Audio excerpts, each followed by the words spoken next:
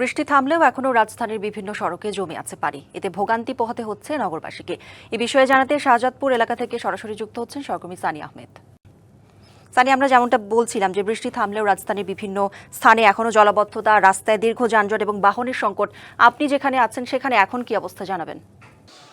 এই 7 ঘন্টা বৃষ্টির 6 থেকে 7 ঘন্টা বৃষ্টি থেমে গেলেও কিন্তু এই যে শাহজাহাদপুর গুলশান যে লিংক রোডটি রয়েছে সেইখানটায় উপচে পড়ে পানি প্রবাহিত হচ্ছে, যার ফলে রাস্তায় ধস দেখা দিয়েছে, সাধারণ মানুষের যাতায়াতে বিঘ্ন ঘটছে এবং একই সাথে এখানে যে উপচে পড়া পানি, অর্থাৎ যে লেকটির শাহজাহাদপুর লেক রয়েছে, সেই শাহজাহাদপুর লেকের যে বনানী পর্যন্ত যে অংশটি রয়েছে সেই অংশটিতে এখনও পানিতে টইটুম্বুর, অর্থাৎ যে লেকের যে ধারণ ক্ষমতা সেই ধারণ ক্ষমতার থেকে পানি বেশি হয়, উপচে পড়ে সেটি পার্শ্ববর্তী যে লেকটি রয়েছে সেখানে উপচে পড়ে রাস্তায় পানি যাচ্ছে, এখনও যাচ্ছে। সে প্রবাহ একটু আগেই ঠিক উত্তরের জেলা প্রশাসক এখানে পরিদর্শন,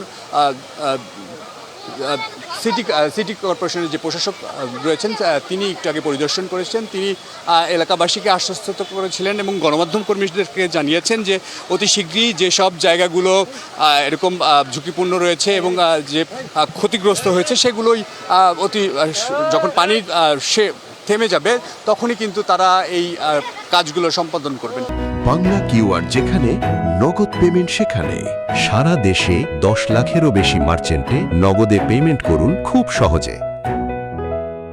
একই সাথে যদি জানাই যে সাধারণ মানুষ যারা, দুই পাশের মানুষ যারা রয়েছেন, যারা এখান থেকে পথযাত্রী রয়েছেন, বিশেষ করে স্কুল পড়ুয়া, যে পাশেই একটি স্কুল রয়েছে, সেই সব বাচ্চাদের কিন্তু ভিজে যেতে দেখেছি এবং তাদের সাথে কথা বলেছি। তারা বলছেন যে তারা এই যে তাদের যে পরীক্ষা ছিল সেই পরীক্ষায় প্রায় 8-9 ঘন্টা ধরে যে দীর্ঘ যে সময়, সেই সময় তারা ভিজে অবস্থায় ছিল এবং একই সাথে এই অল্প একটু রাস্তা পার হতেই কিন্তু রিকশায় 2 গুণ থেকে 3 গুণ, কখনো কখনো 4 গুণ ভাড়ারও অভিযোগ করেছে এই পথ ধরে যারা যাচ্ছিলেন। এবং একই সাথে আপনাকে যদি জানাই করি যে এখনও আকাশ মেঘলা অবস্থায় রয়েছে, হয়তো যদি বৃষ্টি না থামে এরকম হয়তো আর খুব বেশি সময় লাগবে না এই পানিটি চলে যেতে। তো এই ছিল আমার কাছে সর্বশেষ। সানি, ধন্যবাদ আপনাকে।